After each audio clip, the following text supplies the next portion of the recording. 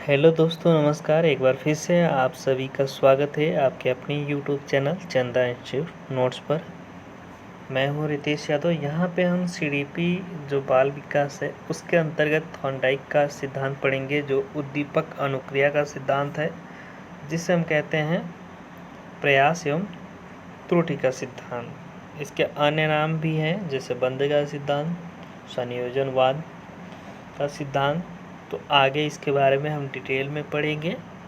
तो आइए शुरू करते हैं। इससे पहले आप चैनल पर नए हैं तो चैनल को सब्सक्राइब जरूर करें और बेल आइकन भी यानी कि नोटिफिकेशन आइकन भी ऑन कर लें, जिससे आने वाली वीडियो की नोटिफिकेशन आपको मिलती रहे, क्योंकि यहाँ पे आपकी तैयारी सबसे अलग लेवल की करवाई जा रही है और बिल्कुल मुफ्त में करवाया जा रहा है। एक एक टॉपिक कवर करवाया जा रहा है, कोई भी टॉपिक आपका छोड़ा नहीं जाएगा। आप एग्ज़ाम से पहले सारे टॉपिक कंप्लीट करने होंगे। इस सिद्धांत को पढ़ने के लिए सबसे पहले आपको तत्पर होना पड़ेगा, क्योंकि ये सिद्धांत ही है थॉर्नडाइक का। तत्परता का नियम आपको आएगा आगे सामने देखने को मिलेगा। इन्होंने अपना जो प्रयोग किया है एक बिल्ली पर किया है। बिल्ली किस प्रकार की थी, यानी कि भूखी बिल्ली थी। तो उससे पहले अधिगम सिद्धांतों के अंतर्गत देखा जाए, अगर व्यवहारवादी जो साचार्य सिद्धांत हैं, क्योंकि दो प्रकार के सिद्धांत हैं जो आगे चल के हम चर्चा करेंगे दूसरे सिद्धांत के बारे में। तो सबसे पहले हम देखेंगे जो साचार्य सिद्धांत है, इसमें थॉर्नडाइक, पावलोव, स्किनर आएंगे। ठीक है,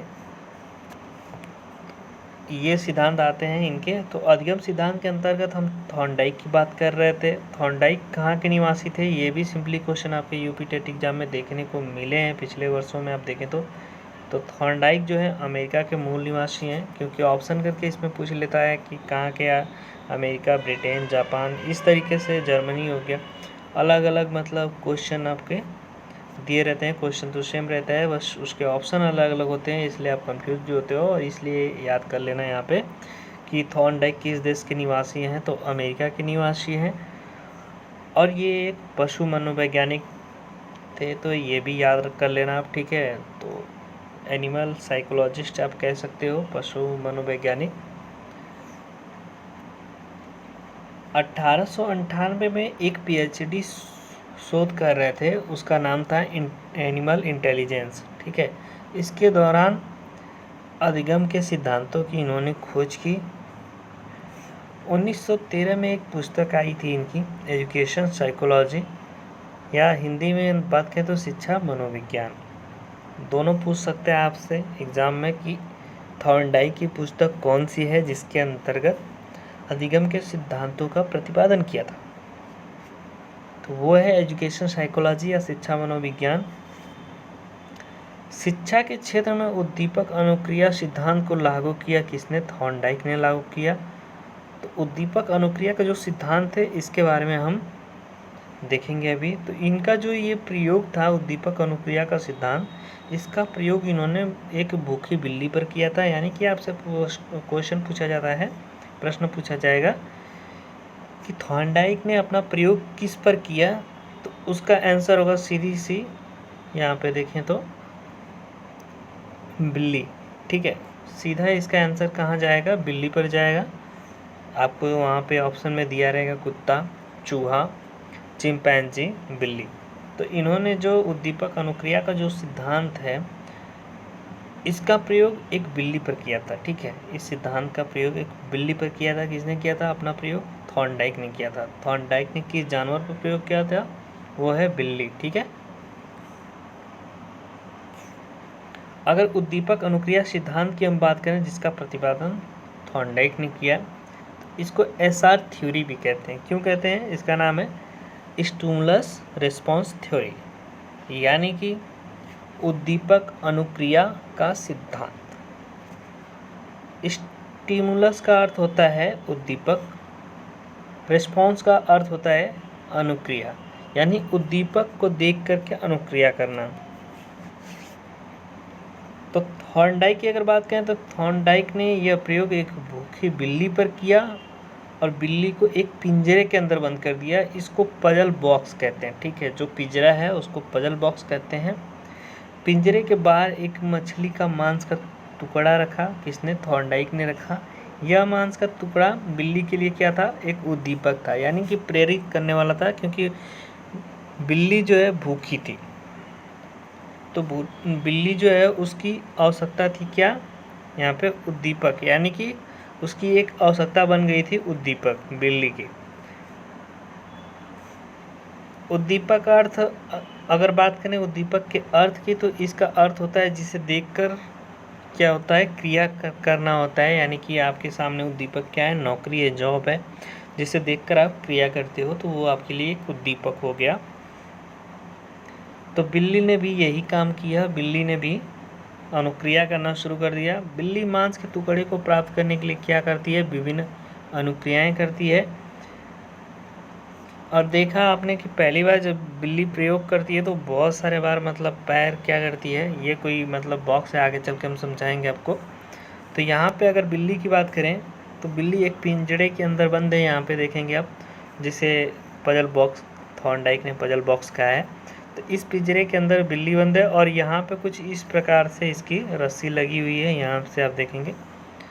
तो जैसे इस पे पैर जाएगा बिल्ली का वैसे ही खुल जाएगा, लेकिन बिल्ली को इसके बारे में कोई जानकारी नहीं है। बिल्ली देखती है यहाँ पे मांस का टुकड़ा, ठीक है, ये मछली के मांस का टुकड़ा है, यहाँ पे मैंने रखा हुआ है, यहाँ पे आपको देखने के लिए, समझने के लिए। तो थॉर्नडाइक ने यहाँ पे रखा मांस का टुकड़ा, बिल्ली ने इसको देखा और इसको देखकर बिल्ली ने क्या करना शुरू कर दिया, अनुक्रिया। कभी इधर पैर मारती, कभी इधर पैर मारती, कभी इधर कभी इधर। तो इस प्रकार आपने देखा कि बिल्ली ने लगभग मतलब एक तरह से आप समझो अगर 100 प्रयास किए होंगे इसको प्राप्त करने के लिए, तो 100 प्रयास जब किए बिल्ली ने, अचानक इसका पैर पहले इधर मारा, फिर इधर मारा, फिर इधर, फिर इधर, इस तरीके से पैर मारते मारते बिल्ली का अचानक पैर इस पे पड़ा, ठीक है। और बिल्ली ने का जैसे ही पैर इस पे पड़ा, दरवाज़ा खुला और तुरंत इसने मछली के टुकड़े को जो है प्राप्त किया। मछली का जो मांस का टुकड़ा है उसको प्राप्त कर लिया बिल्ली ने। यानी कि बिल्ली को यहाँ सफलता तो मिली, लेकिन उसके लिए प्रयास क्या करना पड़ा, अत्यधिक करना पड़ा। यानी कि पहली बार बिल्ली को क्या करना पड़ा, अधिक प्रयास करना पड़ा यहाँ पे, तब जाके इसको मांस का टुकड़ा प्राप्त हुआ। तो बिल्ली पहले सफलता मिल चुकी थी, इसलिए क्या हुआ कि बिल्ली पुनः प्रयास करेगी। यानी फिर से थॉर्नडाइक ने बिल्ली को उस पिंजरे में बंद किया, यानी पजल बॉक्स में बंद किया। लेकिन इस बार देखा कि बिल्ली के जो प्रयासों की संख्या है वो कम हो जा रही है, ठीक है। बिल्ली क्या करेगी, दूसरे बार अगर इसको बंद करेंगे तो इसको मतलब थोड़ा थोड़ा क्या करेगा, अपने ये बिल्ली पूर्व ज्ञान का उपयोग करेगा। यानी कि बिल्ली को पता है थोड़ा थोड़ा कि अरे यार मुझे तो मतलब इतना पता है कि पैर मारने से ये जो है खुल जाएगा, ठीक है, ये जो दरवाज़ा है आपका खुल जाएगा। तो बिल्ली क्या करती, फिर से पैर मारना शुरू कर देती है। और इस बार पहले से कम समय लगता है, क्योंकि बिल्ली को पता था कि पैर मारने से खुल जाता है, लेकिन कहाँ मारने से खुलता है ये नहीं पता था। तो बिल्ली प्रयास करती है, लेकिन आप देखेंगे पहले से कम प्रयास में ही दरवाज़ा फिर से खुल जाता है। और बिल्ली क्या करती है, मांस के टुकड़े को जो उद्दीपक है, उद्दीपक का कार्य कर रहा है, इसको प्राप्त कर लेती है, ठीक है। फिर अगली बार देखा जाए तो फिर से थॉर्नडाइक ने इसको बंद किया पिंजरे में। ऐसा बार बार इसलिए किया जा रहा है क्योंकि हर बार प्रयासों की संख्या क्या हो जा रही है, कम हो जा रही है, और बिल्ली आसानी से मांस के टुकड़े को प्राप्त कर ले रही है। यानी कि प्रयास कर रही है, फिर जाके यहाँ पे त्रुटि हो रही है। यानी कि पहले बिल्ली को सफलता नहीं मिली, त्रुटि की, तो इसलिए इसका नाम प्रयास और त्रुटि का सिद्धांत भी रखा गया। तो बिल्ली अब देखेंगे यहाँ पे अगले बार से कम प्रयास में बिल्ली को अब पता चल गया कि नहीं, इधर मारने से नहीं खुला था, इधर मारने से दरवाज़ा नहीं खुला था, इधर मारने से नहीं खुला था, अब यही मारने से दरवाज़ा खुला था। तो बिल्ली क्या करेगी, अब यहीं पे पैर मारेगी, क्योंकि बिल्ली अब मारना पैर सीख चुकी है कि यहाँ पे मैं दबाऊंगी और ये दरवाज़ा जो है खुल जाएगा और यहाँ से मैं मछली के टुकड़े को प्राप्त कर पाऊँगी और अपना भोजन जो है ग्रहण कर पाऊँगी। तो इस प्रकार आपने देखा कि जैसे जैसे प्रयासों की संख्या बढ़ती गई, वैसे वैसे बिल्ली को सफलता मिलती गई और त्रुटि क्या होती गई, कम होती गई। तो यानी बिल्ली ने अधिक प्रयास किए, यानी प्रयास की संख्या हमेशा देखे, पहली बार में 100 प्रयास किए तो दूसरी बार में हो सकता है 80 प्रयास में दरवाज़ा खुल गया हो, फिर 60 में खुला हो, फिर धीरे धीरे करके एक समय ऐसा आया कि जब बिल्ली ने दरवाज़ा खोलना सीख लिया, और मछली के टुकड़े को प्राप्त करना सीख लिया। तो शिक्षा जगत में इसको लागू करने का उद्देश्य सिर्फ यही था कि इसको बच्चे के ऊपर लागू किया थॉर्नडाइक ने शिक्षा मनोविज्ञान के जगत में। क्यों लागू किया? क्योंकि देखा कि बच्चे क्या करते हैं, प्रयास करते हैं फिर सीखते हैं, यानी प्रयास करेंगे त्रुटि होगी फिर सीखेंगे, प्रयास करेंगे त्रुटि होगी फिर सीखेंगे। तो यानी कि जितना अधिक प्रयास करेंगे उतने मतलब बच्चे क्या होते जाएंगे, सीखते जाएंगे। यही चीज़ मैंने यहाँ पे टाइप किया हुआ है, जो आपको समझ में आ जाएगा जब नोट्स आपको प्रोवाइड किया जाएगा। इसलिए इसका नाम क्या पड़ा, प्रयास एवं त्रुटि का सिद्धांत, जिसे हम कहते हैं ट्रायल एंड एरर थ्योरी। इसे प्रयत्न एवं भूल का सिद्धांत कहते हैं। क्यों? क्योंकि बिल्ली ने क्या किया, प्रयत्न किया, प्रयास किया बिल्ली ने और भूल भी गई, क्योंकि उसे एग्जैक्टली पता नहीं था कि कहाँ से मतलब दरवाज़ा खुलता है, कहाँ दबाने से दरवाज़ा खुलेगा। तो इसलिए क्या करती है, वो प्रयास भी करती है और भूल भी जाती है, मतलब उसको याद नहीं रहता है, फिर धीरे धीरे अचानक उसको याद आता है। तो वही चीज़ें मैंने आपको बताई है कि जब प्रयोग के आधार पे आप देखेंगे तो यह पता चलता है कि जो सीखने की प्रक्रिया है उसमें व्यक्ति गलतियां कर सकता है। इसलिए थॉर्नडाइक ने देखा कि बच्चा सीखेगा और गलती भी करेगा उससे, और गलती से क्या करेगा, सीखेगा भी, लेकिन धीरे धीरे एक समय ऐसा आएगा कि वो गलती करना कम कर देगा, यानी कि बंद कर देगा धीरे धीरे, और सीखने में क्या हो जाएगा, सफल हो जाएगा। इसलिए इसका नाम क्या पड़ा आपका, प्रयास एवं त्रुटि का सिद्धांत, जो मैंने आपको बताया। इसका एक और नाम है जिसको संबंधवाद या संयोजनवाद कहते हैं, कनेक्शन थ्योरी, आप समझ सकते हो। बंद का सिद्धांत यानी बॉन्ड थ्योरी, आवृत्ति का सिद्धांत, या फिर यहाँ पे हर्ष एवं दुख का सिद्धांत भी इसे कहा जाता है। आवृत्ति का अर्थ होता है कि बार बार प्रयास, यानी कि दोहराना। बिल्ली ने बार बार ऐसा काम किया, यानी कि बार बार अपनी क्या की, अनुक्रिया की, तब जाके इसको भोजन मिला और इसने प्राप्त किया, यानी बिल्ली को सफलता मिल गई।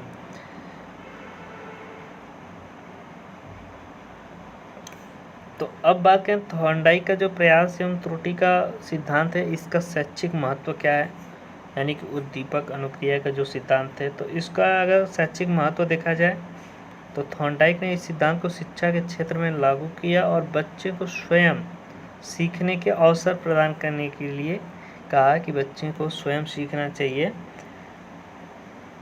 क्योंकि अगर कोई स्वयं से सीखता है तो क्या होता है, उसका जो ज्ञान होता है और कौशल होता है वो अधिक समय तक अस्थायी होता है। ठीक है, अधिक समय तक अस्थायी होता है। इसलिए क्या करना चाहिए, बच्चे को स्वयं करके सीखना चाहिए।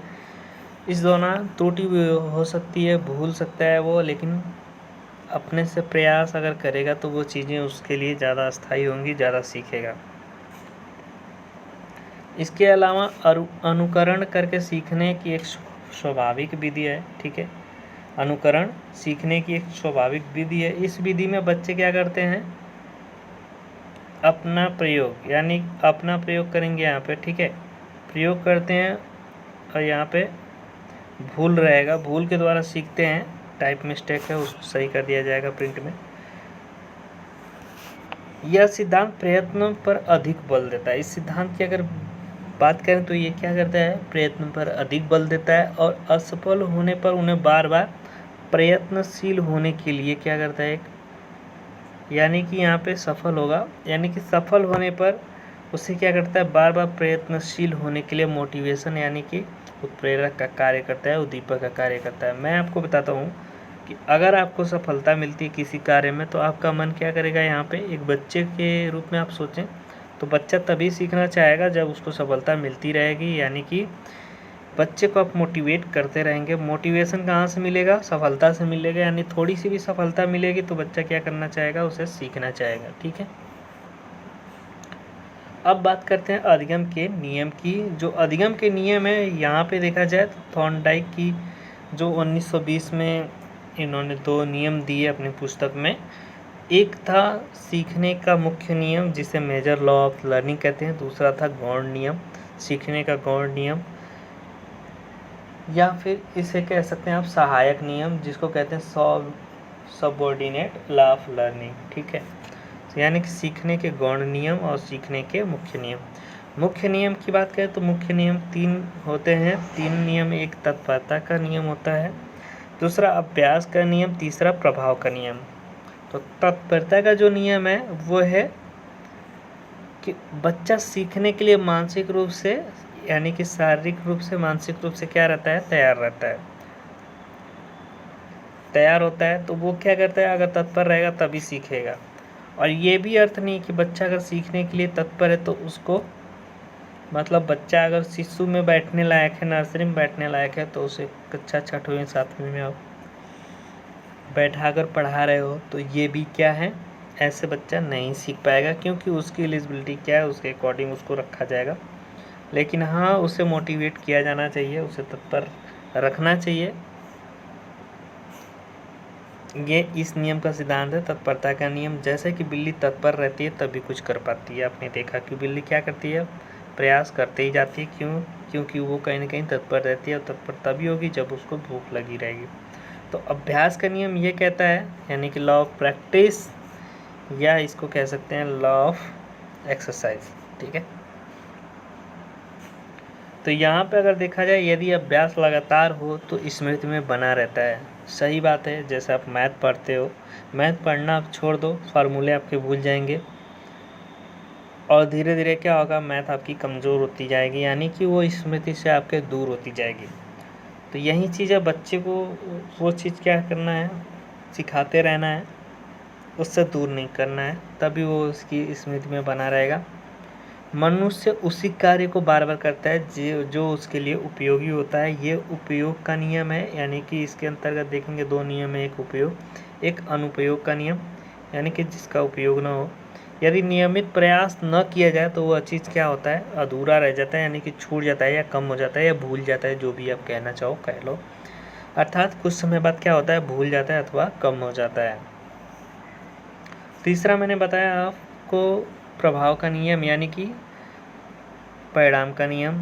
अगर परिणाम अच्छा होगा तभी जाके आप प्रयास अच्छा करना चाहोगे। तो इसका शैक्षिक में अगर उपयोग करें तो ये है कि कक्षा में अध्यापक को क्या करना चाहिए, छात्रों को सीखने के लिए प्रोत्साहित करना चाहिए। इस तरह के क्वेश्चन आपके एग्ज़ाम में पूछे भी जाते हैं कि एक कक्षा में अध्यापक को क्या करना चाहिए, छात्र को प्रेरित करना चाहिए सीखने के लिए, या उसे मार के भगा देना चाहिए, या फिर रटने पर जोर देना चाहिए। इस तरह की चीज़ें आपको यहाँ पे देखने को मिल सकती हैं। तो यहाँ पे क्या होगा, सीखने के लिए आप प्रोत्साहित कर सकते हैं, ठीक है।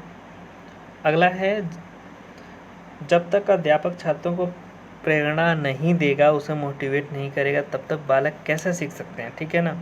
तो वो तैयार नहीं रहेगा। उसके लिए क्या करना पड़ेगा, एक वातावरण तैयार करना पड़ेगा। ये काम किसका है, अध्यापक का है।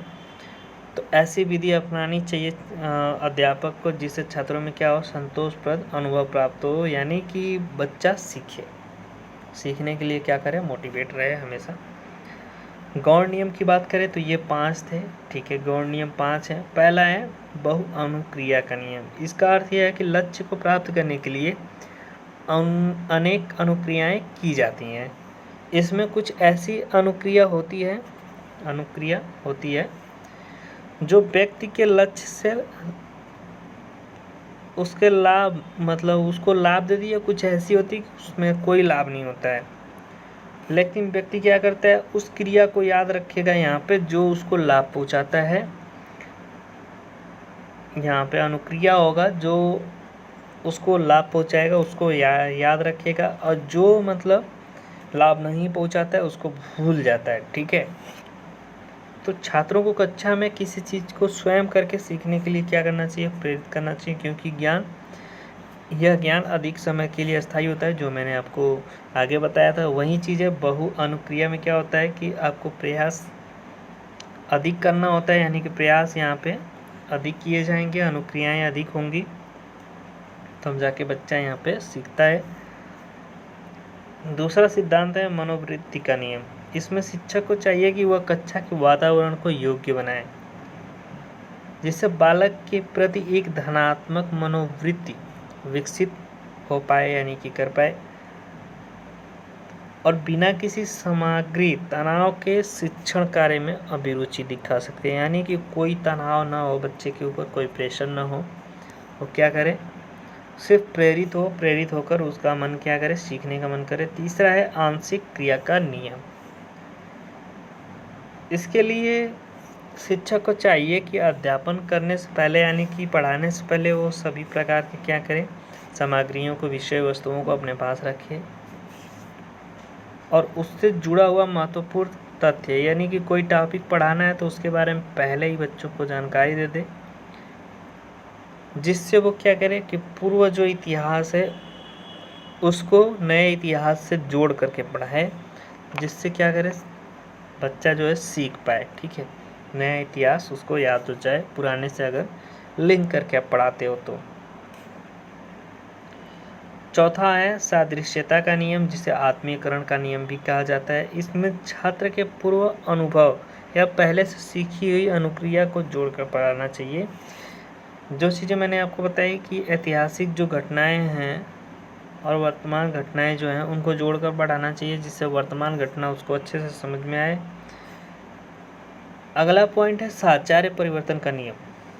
इसमें कोई भी अनुक्रिया जिसे करने की क्षमता हर व्यक्ति में होती है, ठीक है, तो वो क्या करे कि नए उद्दीपन के साथ उत्पन्न हो सकती है। यानी कि उद्दीपक क्या करना चाहिए, हमेशा रखना चाहिए, नया नया उद्दीपक पैदा करते जाना चाहिए, जिससे बच्चा क्या करे, सीखने के लिए प्रेरित हो।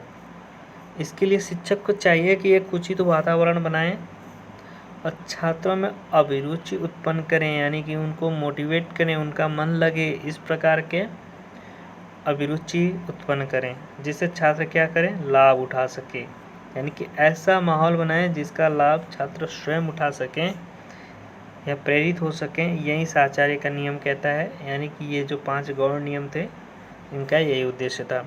अब बात करते हैं लास्ट में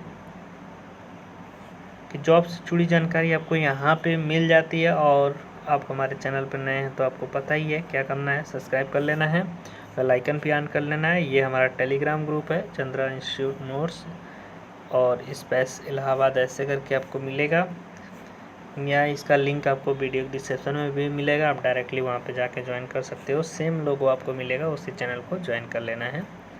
बाकी मिलते हैं नेक्स्ट वीडियो में, तब तक के लिए धन्यवाद।